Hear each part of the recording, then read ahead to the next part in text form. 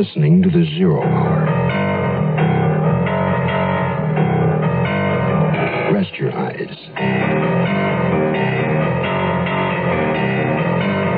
Exercise your imagination. Today, Glenn Hall Taylor's story of a small-town lawman with a big-time mind. Smokescreen. Starring Rosamund. In the Mutual Broadcasting System presentation of The Zero Hour. Brought to you by the Ford Motor Company and Lazy Boy Recliners. This is the Zero Hour on Mutual Radio.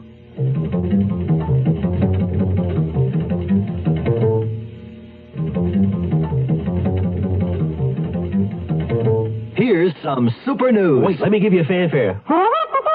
Thanks. Right now, your Ford dealer is featuring the all-new Super Cab pickup. Now for a cymbal crash. Yes, Ford Super Cab, the only two-door pickup roomy enough... Hold it. A drum roll. Roomy enough to carry a family of 6. So march on down to... Now the full band. March on down to your Ford dealers and see the Super Cab with optional fold-down bench seat or facing jump seats. Or with no rear seats, you get 44 cubic feet of cargo space. And because it's clearance time now at your Ford dealers, he's really dealing on all his pickups, rancheros, Broncos, and vans. Great choice now available, too. I didn't know all that. Great marching band imitation. How'd you ever do it? I got excited. You'll get excited, too, about the super news at your local Ford dealers now. Castle City, California, clings to the edge of U.S. Highway 395 for perhaps a mile, then abruptly ceases to exist as the northbound motorist passes a last-chance gas station. Looming in the near distance are lofty, pine-crested Sierra peaks. The air is as sparkling as champagne. Some might think the town is a paradise. But there are humans in Castle City, and upon occasion they indulge in human vices, even murder. Our story begins as along a hillside path, 2 men stealthily approach a cabin that is nearly hidden by dense foliage.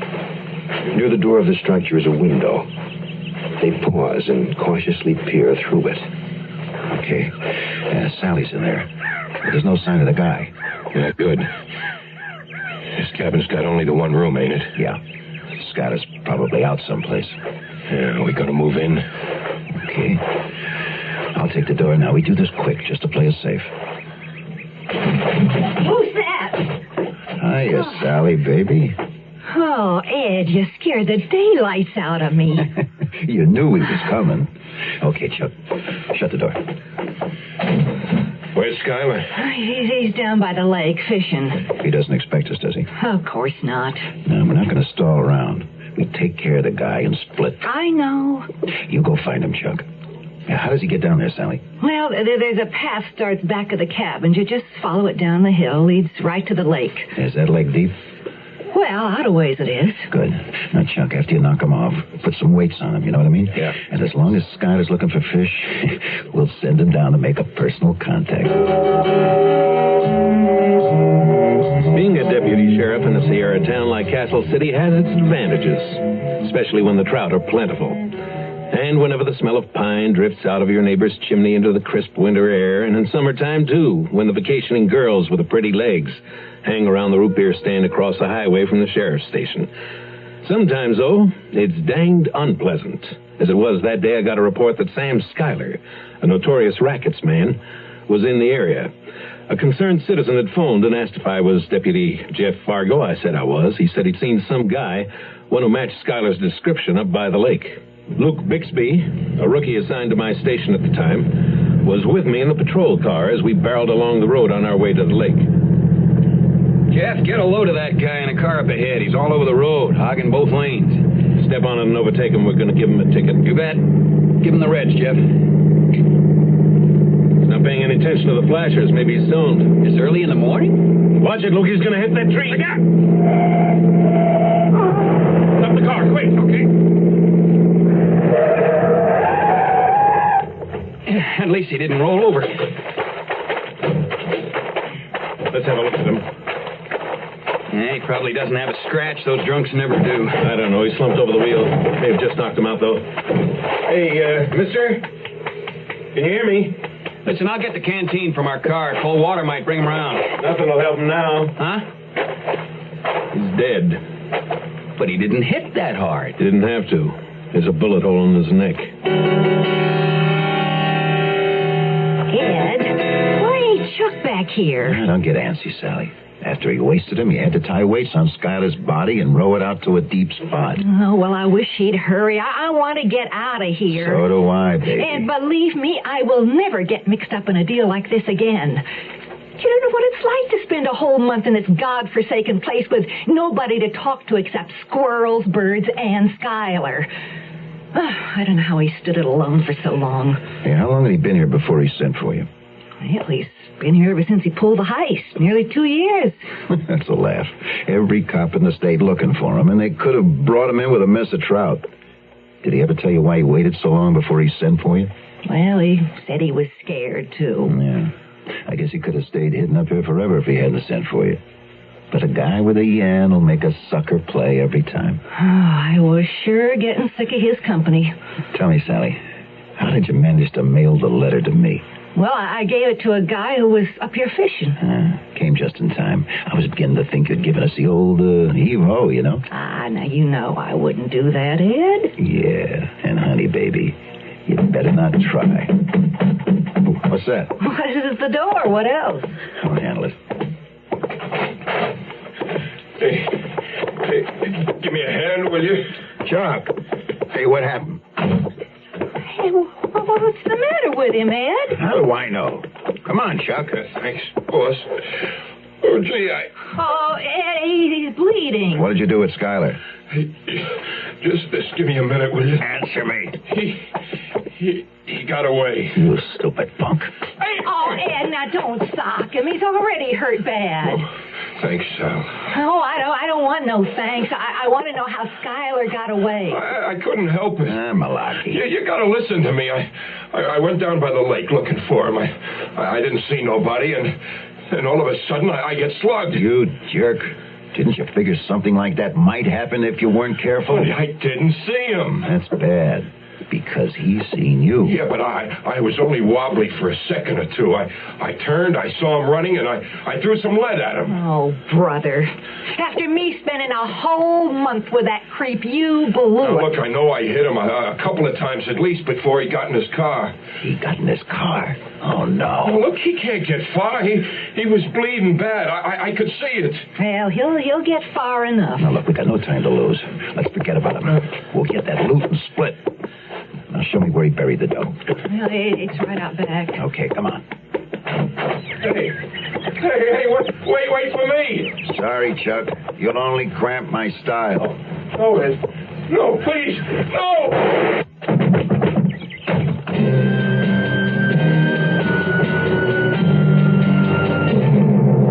May I help you, sir?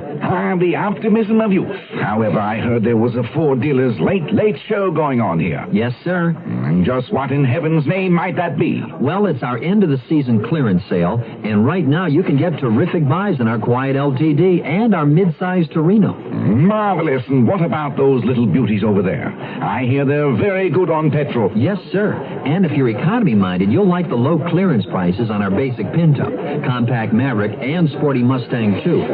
But how about that smashing automobile? Could I get a lower price on that one? Yes, even our magnificent Thunderbird is going at a low 74 clearance sale price. You mean all these wonderful automobiles are selling at a low clearance price? Yes, sir. It is a far better time to buy than it ever was before. Don't miss your Ford dealer's late clearance show. There are plenty of good seats left, and the price of admission may never be this low again. Today we're going to make it out this box. Okay, keep your head back, Deidre. Deidre, you pin them this way with the pins going out, okay? Let's play some C's together and hear how they sound. Are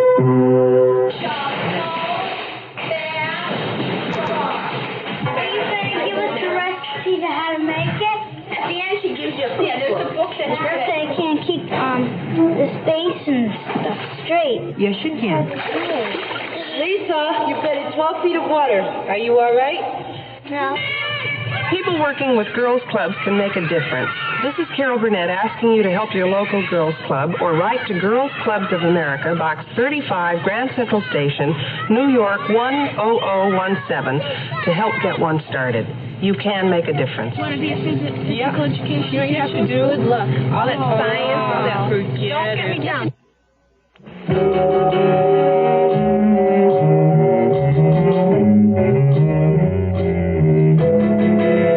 The accident victim, discovered he was Sam Schuyler.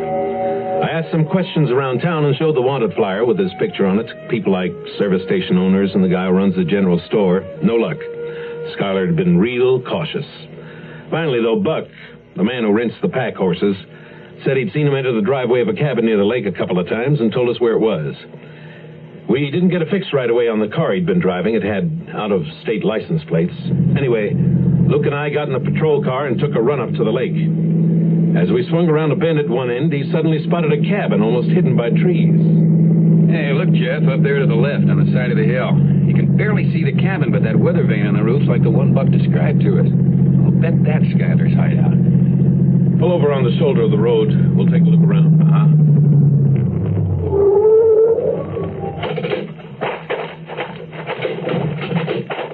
Hold it.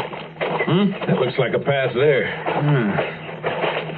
He wasn't taking any chance on any visitors to the lake spotting it, was he? He's got the entrance covered with these bushes.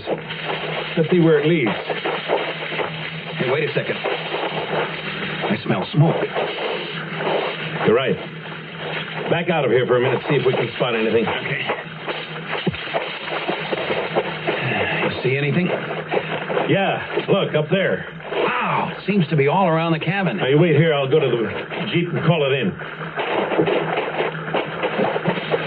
Yeah, tell him to step on it. It's real bad.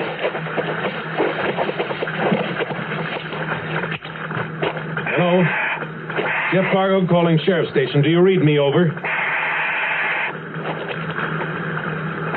Fargo calling Sheriff's Station. Do you read me? Over. We read you, Jeff. Go ahead, over. Call the ranger station on the double, Ginny. There's a fire building up fast at the north end of the lake. Hurry. You got it? Over. Got it. Sheriff Station out. Man, look at that smoke. I am looking at it. That's too black for just brush alone. Yeah, I got a hunch somebody used kerosene or something to get started. Just what I was thinking. Come on, hop in. Let's move the car up a few hundred feet so they can get the equipment in here. Oh, gee, Ed, I don't know how much longer I can keep walking. My ankle's been killing me ever since I turned at climbing that hill behind the cabin. Okay, just keep walking. There'll be a car along soon. We'll get a lift. And once we're over the state line, baby, we can do a lot of living on what's in this tin box. Well, it's a good thing you didn't bury it any deeper. We'd never gotten out in time. Yeah. That kerosene catches on quick. Especially with the brush and the dry timbers in that old cabin. The whole place will go up like a volcano. And there won't be a trace of Chuck's body. You better believe it. Oh, Ed, I wish you hadn't had to kill him. There was no other way, baby. If the cops ever traced the bullets in Schuyler's body to Chuck's gun, they'd have put the heat on him. And he would have squealed on us. Hey, here comes a car. Act like duck behind a tree. What's the big idea? I thought we were going to hitchhike. Yeah, but not just any car. Might be the cops. Okay, it's a pickup truck. Now get out there and give it the old thumb. I'll wait here.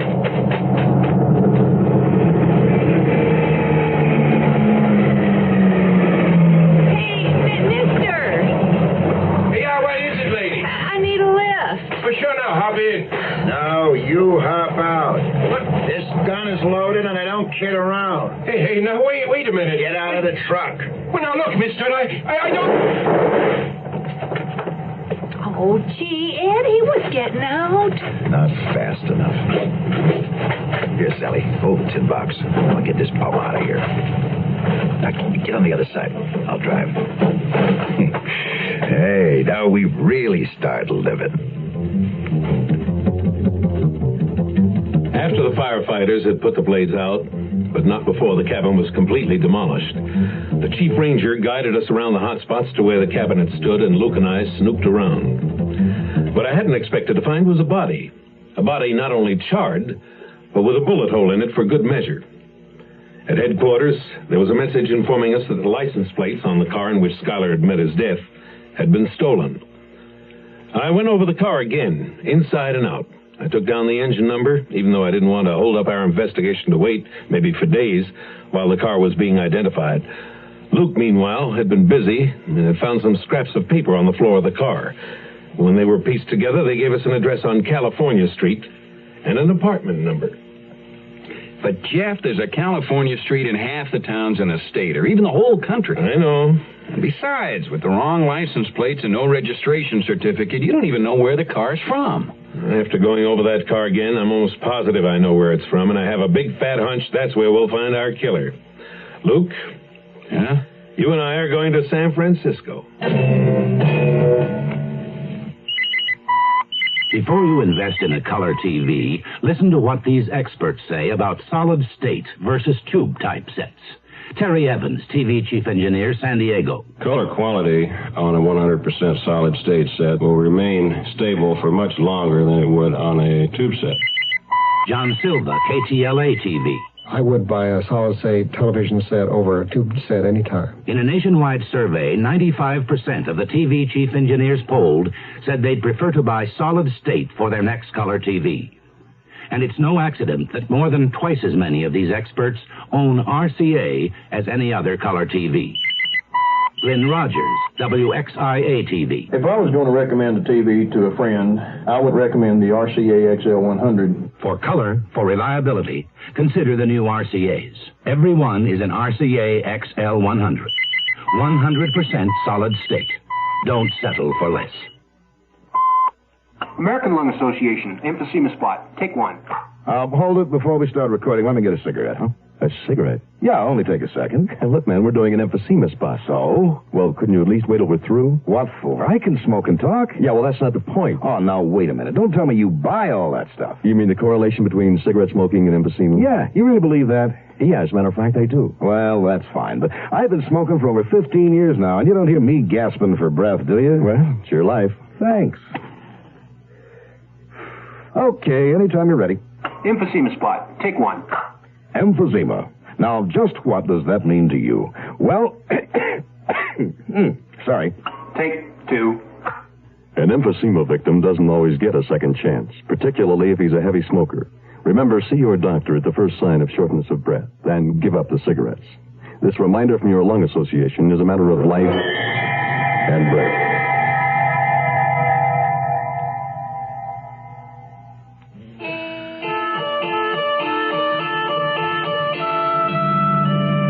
You watching the numbers on the apartment building? Yeah, I figure it's in the next block. You were right. There's a building right up ahead. Lucky parking space in front of the entrance. Good. You all set? Raring to go. Okay, let's do it. Now, let's see. Where's the apartment with the number that was on that piece of paper? There it is, 106. What's the name above the doorbell? Hanford, Sally Hanford. That rings a bell. Huh?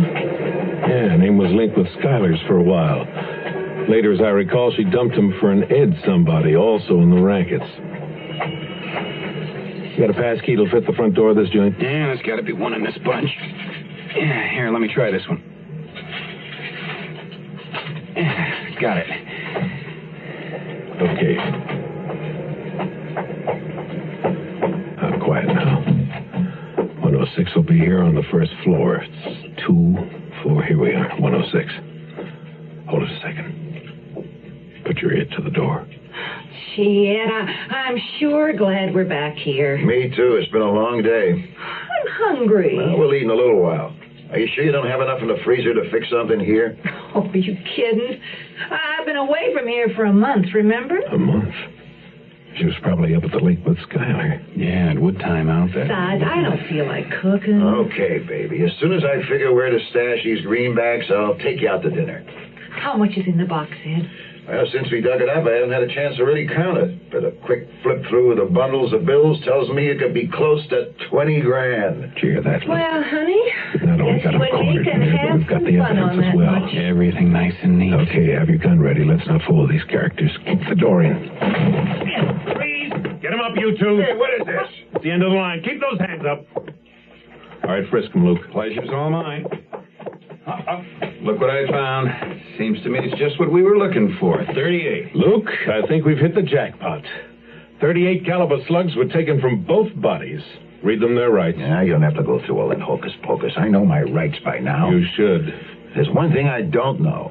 How did you trace us here? I decided the address on that scrap of paper I found in Schuyler's wrecked car, your address here on California Street, Miss Hanford, just might tie in with his murder. But his car had out-of-state stolen license plates, and there was no city mention on the scrap of paper, so I had to do some real figuring while I was waiting for a make on your car. Hands behind you, mister. All right, you too, miss. Hey, how did you figure San Francisco from a car with phony plates if you didn't get a make on it? By pushing some buttons. You mean you did it by computer? Nope. By radio. Radio? A push-button radio in Schuyler's car. Each button brought in a San Francisco radio station.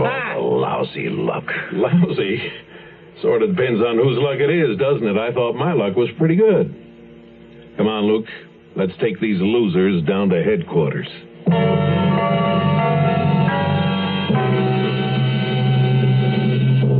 This is Jim Backus with news about the most comfortable experience of a lifetime, a Lazy Boy reclining chair. It's ideal for apartments, living rooms, dens, family rooms. Lazy Boy is as beautiful as it is comfortable. Available in any style you can imagine and in hundreds of decorator fabrics and vinyls. Make your favorite room a haven of gracious living. See your Lazy Boy dealer today. Hurry up. He's waiting. Run down there. Go. Yes, indeed. Hi, this is Jim Backus with a special announcement about an exciting Lazy Boy chair sale taking place at your Lazy Boy dealers now. Lazy Boy reclining chairs of your choice are available at unheard-of savings for a limited time only. Treat yourself and your family to a lifetime of comfort and beauty. Once you do, you'll wonder how you ever relax without one. Get America's comfort favorite, a Lazy Boy chair now. See your Lazy Boy dealer today. Run in there. He'll be glad to see you. Yes, he will. I'm Rod Serling. Close your eyes, exercise your imagination, and join us again on our next presentation of The Zero Hour. Smokescreen was adapted for radio by Glenn Hall Taylor. Ross Martin was heard as Sheriff Jeff Fargo. Featured in the cast were Ben Cooper, Johnny Hamer, Virginia Eiler, and Alan Berglund. Zero Hour, created by J.M. Collis, directed by Don Hills, is produced in Hollywood for the Mutual Broadcasting System by Radio Productions Incorporated. Music is composed and conducted by Stanley D. Hoffman. Rochelle Sherman, associate producer. This has been a presentation of the Mutual Broadcasting System.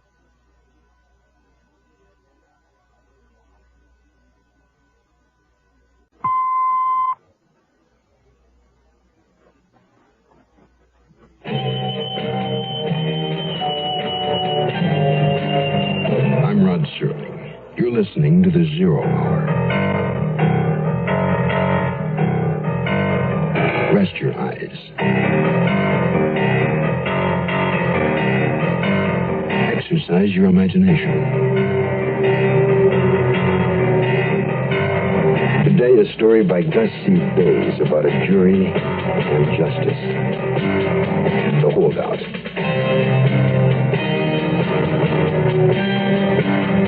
Starring Ross Martin.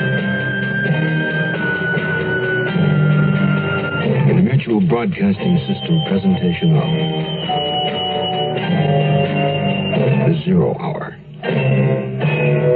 Brought to you by the Ford Motor Company and Lazy Boy Recliners. This is The Zero Hour on Mutual Radio.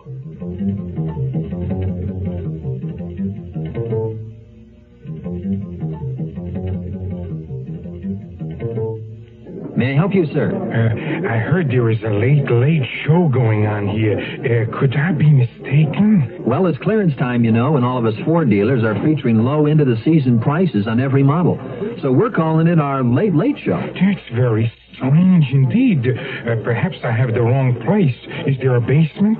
You found the right place, all right. Just look at the low clearance prices we've got on the strong, quiet LTD and our mid-sized Torino. I could use one of those in my work. And for the best in small car economy, just check out these late show prices on the compact Ford Maverick and our little basic Pinto. Hey, what about those two beauties over there? I really like them. Even our sporty Mustang 2 and magnificent Thunderbird are going at low clearance sale prices. Well, we all have to go sometime. Don't miss your Ford dealer's late clearance show. There are plenty of good seats left, and the price of admission may never be this low again.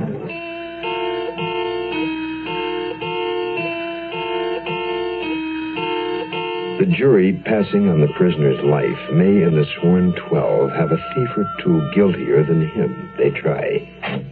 As the bailiff of the county courthouse opened the door and let the 12 people into the jury room, it wasn't likely that any one of them remembered those words by William Shakespeare. They were locked in and they began their deliberations. But for one, Gabe Donovan, there was no need for further discussions. While the jurors studied the evidence, Gabe Donovan studied the jurors. The moment had come to decide whether a man was guilty or not guilty to a charge of murder. Mr. Muncie, the jury foreman, collected the folded pieces of paper and sat down. Miss Keller, would you keep count? Yes, all right. The first one is guilty. Guilty. Guilty. Guilty. Guilty. Guilty. Guilty. Guilty. Guilty. Not guilty. Guilty. And guilty. 11 to 1. One holdout. Now what are we supposed to do? Now, start over, I guess. How much time have we got? All day. And if we don't reach a verdict? I guess they'll lock us up in a hotel overnight. Well, they're not locking me up. I gotta get home tonight. Well, then let's go over it again, folks. Someone will have to change their minds. Mr. Donovan, Yes, Miss Carmichael. you've been awfully quiet. Well, I was trying to think the way the one holdout might be thinking. Is there something we failed to consider? Possibly the matter of intent to commit murder. Was it definitely premeditated? Avery knew his wife was with that Cy Randall fella, so he got a gun and went up there and killed him. I don't care how you spread it, that's murder. Well, now there's more to it than that, Mr. Smith. For instance? Well, there's the plea of temporary insanity. Yes, that confused me a little. The judge said we should consider temporary insanity. What about that psychiatrist that testified? Now, he said temporary insanity was possible in this case. But he said Clyde Avery was as sane as any of us. Yes, but we must consider Clyde Avery's mental condition at the time of the shooting. After all the stories he'd heard about his wife and... Well, how would you feel under those conditions, Mr. Vale? Me? What do you mean by that? Well, I mean we're supposed to consider these things. Avery pulled the trigger. That's intent, ain't it? Where is it? I wonder if I can make a phone call. I want to call my wife. Guess I really started something. Well, some of these people are beginning to get on my nerves. I'll be glad when it's over. Yes, it's been a long trial. Oh, yes. And that poor man downstairs, Clyde Avery, sitting there day after day and squirming and waiting and watching us, wondering about our verdict. We're doing the best. What's the matter, Mr. Donovan? Mrs. Carmichael, you sound like you might be the one holdout. Me? Oh, I'm No, don't tell me. I don't want to know. See, Mrs. Carmichael, if you are the only one who thought he wasn't guilty, well, then I've got to talk to you. To me? Why? Yes, because I'm not really sure he's guilty either. You're not? No. I've let the others influence my thinking, but there were so many contradictions. Now, you take that business about the struggle when the gun went off. Do you think there was a struggle? Well, I didn't at first, but the medical examiner said the bullet entered the victim's chest traveling down. Avery would have had to hold the gun over his head, pointed down, to give the bullet that direction of travel. Like this, you see, it's ridiculous. It's too awkward. Might miss. But the direction of the bullet was downward. Well, then the gun went off as they both fought for it over their heads. I see. My verdict was wrong. It was just wrong. If you voted not guilty, you were right, Mrs. Carmichael. Trust a woman's intuition, I always say. Yes. You'll have allies after the next ballot, Mrs. Carmichael. You wait and see. Do you think the others will change their minds? Well, look at Mr. Bale. He seems so upset. And Mrs. Medina. Yes, and Miss Keller, Jane, still going over her notes. Well, she needs help, too. Oh, why don't you talk to her? She'll listen to you. She's very fond of you, you know. I will. And you should help Mrs. Medina see this more clearly, too. Poor thing. I think I will talk to her. Good. Help her to understand, just as you've helped me, Mrs. Carmichael. All right, I will. And I'll talk to the other ladies. Good. Well, we can't let an innocent man go to the gas chamber. You've made me see that. No, we can't. I'll talk to Mrs. Medina.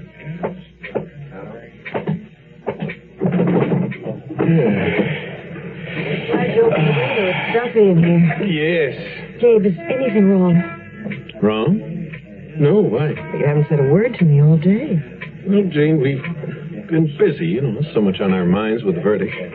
You're not mad at me. Of course not. Why should I be? Because I voted the way I did. I explained how I felt about this case last night, Jane. Made it clear so even you could understand. I just had to vote the way I did, Gabe. Honest. Well, then last night was a waste of time, that's all. The other nights, too. You let the others influence you. No, I didn't. I think he's guilty. You think? Oh, I mean... Don't you understand, Jane? You can't think. If a reasonable doubt exists in your mind, you can honestly consider him guilty. Oh, I'm so confused. I don't know what to think. Well, then go sit in the corner, study, and note some more. It's all there in your notebook. Well, will I see you tonight for supper or something? I don't know. They may lock us up for tonight. Will they do that? If we can't agree. You aren't going to change your verdict. I'd jump out of this window first. You really believe Clyde Avery is innocent, don't you? I wish we could have met some other way instead of here. I think I'll go over my notes again.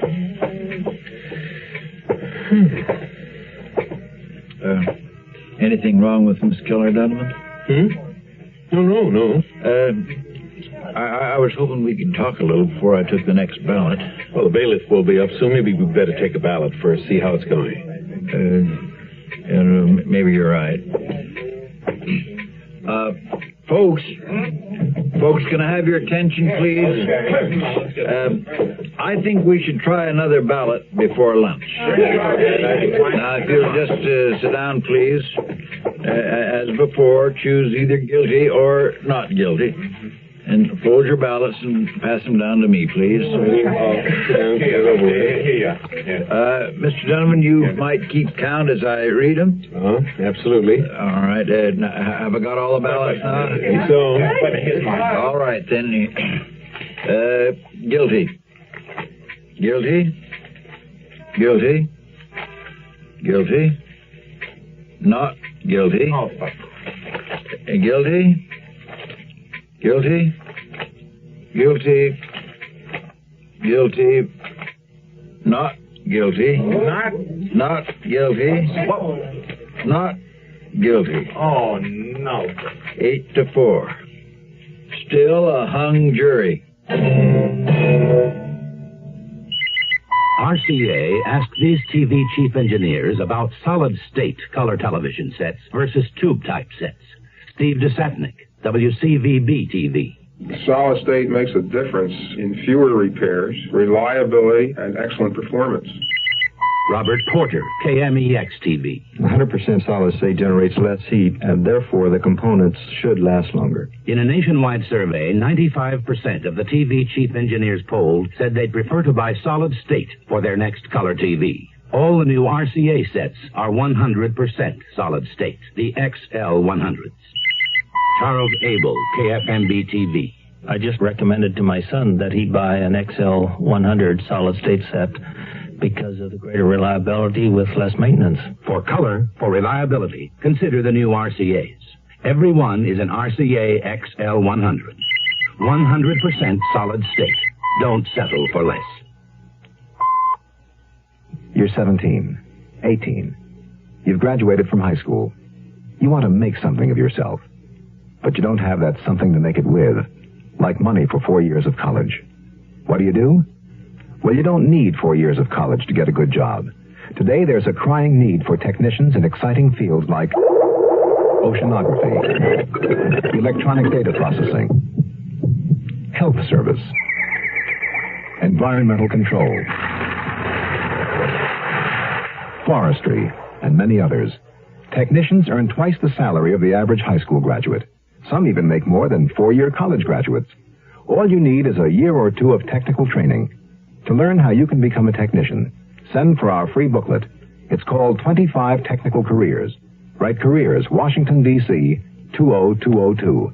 If you can't afford 4 years of college, write Careers, Washington, D.C., 20202, and make something of yourself.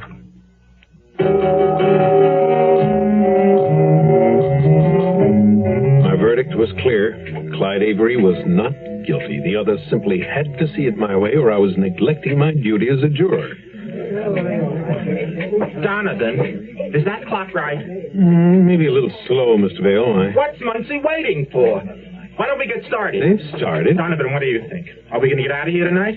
Well, I wouldn't bet on it. What do you mean? Some of the jurors are changing their minds. Why can't they get together on a verdict? Would it help to talk about it, you think? Look. It's my wife, Edna. We've been arguing. She said she was going to leave me. Well, leaving her alone tonight might give her a chance to think it all over. Maybe if I'm not home tonight, she'll think I don't care. And there's another man. Oh. You see why I got to get out of here tonight, don't you? Yes, of course, but so many of them are changing their minds. I'll be honest with you, Vale. I'm changing my verdict on the next ballot, too. Then talk to them, Donovan. They'll listen to you. These people got a lot of respect for you. One way or the other, get them to agree. Please. What am I going to do? Say, Donovan, I want to talk to you. You keep harping on that temporary insanity. You one of them that voted for an acquittal? Well, I don't mind telling you how I voted. I did change my mind on that last ballot. I thought so. You know why? No. Because I believe a man can go insane temporarily. A man's mind is a complex instrument. A small thing can unbalance it, upset a man's reasoning, and it can happen just like that. Just like that, eh? Could happen to anyone. You, me, Mr. Muncie, even Mr. Vale over there. Well, I have to see it before I believe it. I'm not trying to change your mind, Mr. Smith. Only you can do that. I changed mine. We're all trying the best we can. What's he doing? Who? Mr. Vale. He rang the buzzer for the bailiff. I don't know. There's the bailiff. Somebody ring for me? I did, bailiff. I wonder if I could make a short phone call. No, sir, Wait, look, I just want to call my wife. Well, the judge won't permit it, sir. I'm sorry. I won't mention the trial. You can listen in if you want. Well, there's nothing I can do until you've brought in a verdict. I'm sorry. We may be here all night. Well, then we'll have to lock you up, sir. No, you're not locking me up tonight. Hey, what's the matter with you? I want out of here. Let go of me. No, I gotta get home to my wife. Donovan, get a hold of him. Somebody grab his arm. Get a hold of his arm. Explain to them. Tell them about Edna. He's all right now, bailiff. We'll take care of him. Tell him. Let me go. Please. Yes, we can handle it. Now, I hope this is not going to cause any trouble. No, it's all right. Just keep him quiet. Here, I brought the poor man a drink of water. I don't want a drink of water. Just leave me alone. I've never seen anything like it. He was just sitting there, minding his own business, and then just like that, it happened. Went plumb crazy. Temporary insanity, Mr. Smith? Hi, this is Jim Backus with a special announcement about an exciting Lazy Boy chair sale taking place at your Lazy Boy dealers now. Lazy Boy reclining chairs of your choice are available at unheard-of savings for a limited time only. Treat yourself and your family to a lifetime of comfort and beauty. Once you do, you'll wonder how you ever relax without one. Get America's comfort favorite, a Lazy Boy chair now. See your Lazy Boy dealer today. Run in there. He'll be glad to see you. Yes, he will. Hi, I'm Jim Backus with news about an exciting sale taking place at your Lazy Boy dealers today. You may now put a famous Lazy Boy reclining chair into your living room at unbelievable savings. The ultimate in beauty and comfort can be yours in the style of your choice to match your favorite decor. Don't just sit, relax, and recline sumptuously in a Lazy Boy. Your choice of quality colors and fabrics. See your Lazy Boy dealer today. Do that. Hey, hurry up. He's waiting. Yes, he is. Ted Brown here with the new Seekers for Johnny Horizon 76. We've got to do it now. We can't go on forever. Howling up the streams, the rivers and the sea. Let's put our power to work. Plant a tree. Pretty up a neighborhood. Get involved. Let's clean up America for our 200th birthday. Can you dig it? You can. Write Johnny Horizon 76, Washington, D.C.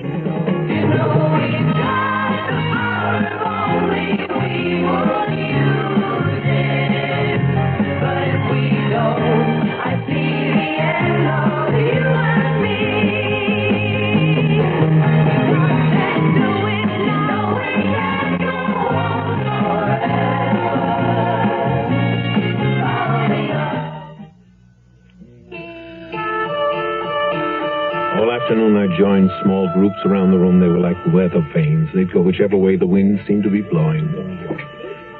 Mr. Muncie? Yes? Don't you think it's time for another ballot? Well, the others want one? Yes. All right, then. All right. But this time we'll have an open ballot with a show of hands, unless you have any objections, Mr. Donovan. Objections? I know, not at all, Miss Muncie. All right. Now then, if everybody's in their place, fine. Each person in favor of a verdict of not guilty, raise your right hand. Donovan, you count them. All right. 1, 2, 3, 4, 5, 6, 7, 8, 9, 11. 11 votes in favor of an acquittal. 11. And in favor of a verdict of guilty, 1 vote. 11 to 1. 1 holdout. Oh, no. And now you know who it is, Mr. Donovan. See if you can make me change my mind. Mr. Muncie, I can't make you change your mind. Only you can do that. Each of us must vote the way he believes. Yes, well, I still believe that this was a planned and premeditated act of murder, and the evidence proves it. Well, you're the only one who thinks so, Mr. Muncie. The only holdout. You can't say a reasonable doubt doesn't exist. It does. So how can you say he's guilty? Yes, all of us want to do the right thing. You must be wrong. We could be out of here in a minute if you change your verdict, Muncie. I think it's a case of temporary insanity. Clear cut. Mr. Muncie, it isn't a sin to admit that you were wrong. Now, all of us searched our hearts and realized our mistake, and we changed our minds. You changed your minds. You? Yes. Why, your minds were changed for you. You were led like a bunch of blind sheep, and there is your good shepherd, Mr. Donovan. Look, Muncie, I saw you talking to them, confusing them, convincing them that they were wrong before, getting them to change their verdict. You don't know what you're talking about. No? Well, I'm not much at talking, I'll admit that. Oh, but you are, Donovan. You talked these people right out of an honest verdict. You thought you were right, so everybody else had to see it your way. You're crazy. Crazy? Donovan, You think a lot of yourself, don't you? Oh, I've known men like you before. They think the world revolves around them. Egocentrics. Always think they're right. Never admit they're wrong. Now, look, Muncie, I've had about enough of this. You're more than an egocentric, Donovan. You're an egomaniac. That's why you made everyone change their minds. You can't admit that you're wrong, can you? No, not your kind. If you did, you'd begin to wonder about other things, about yourself. And your ego can't have that, can it, Donovan? You're the one who's crazy. You can't talk to me that way, Muncie. Oh, I'm just getting started. I'm going to talk and keep talking. These people get a chance to do what's right. What is it, bailiff? You folks can go home now. The jury has been dismissed. What? What do you mean? Yeah, that's right. You have to come back. You see, Clyde Avery broke down a few minutes ago and pleaded guilty to the charge. He pleaded guilty? Uh-huh. He admitted lying on the stand. Asked for the court's mercy by confessing. But he couldn't have. Well, he did. But our verdict was... We won't need it now, ma'am. It's all over? That's right. You folks can leave. I gotta get home. Wait, folks, before you go, Mrs. Carmichael. You've said enough. Mr. Smith, listen. I'm sorry, Donovan. Just wait, please, folks. Let me explain. Miss Gill, please, Jane. Get lost, Buster. Jane, wait, if you'll only let me... Explain. Yeah. You made them all very proud of themselves, Donovan. Muncie, Will you admit that you were wrong now, Donovan? I was right. You were right. I was right. I was right. I was right. I was right. I was right. I was right. I was right.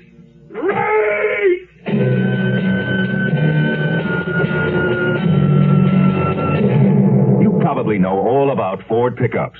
How they work like a truck, ride like a car. How they've got Ford's famous twin I-beam front suspension, front disc brakes standard, choice of an economical 6 or 3 V8s. But maybe you didn't know about Ford's new Super Cab. Super Cab's the only two-door pickup that's roomy enough for a full back seat. I didn't know that. Well, Ford's new Super Cab pickup makes a big difference in capacity to carry people or things. You can do most anything with it. Order Super Cab with an optional bench seat that's 5.5 feet wide. That's room enough for a family of 6 to ride in sedan-like comfort. And the bench seat folds flat to make a load floor. I didn't know that. Or get 2 facing jump seats. Optional. They fold out of the way for cargo. Or order Super Cab with no rear seats at all. Then you get a full 44 cubic feet of storage space. I didn't know that either. Ford's new Super Cab. It's news even to people who thought they knew all about Ford pickups. See it now at your local Ford dealer. I'm Rod Serling. Close your eyes. Exercise your imagination. And join us again on our next presentation of The Zero Hour.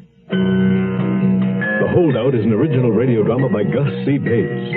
Russ Martin was heard as Gabe Donovan. Featured in the cast were Parley Bear, Mary Lansing, Marvin Kaplan, Jane Webb, and Byron King. Zero Hour, created by J.M. Collis, directed by Don Hills, is produced in Hollywood for the Mutual Broadcasting System by Radio Productions Incorporated. Music is composed and conducted by Stanley D. Hoffman. Rochelle Sherman, associate producer. This has been a presentation of the Mutual Broadcasting System.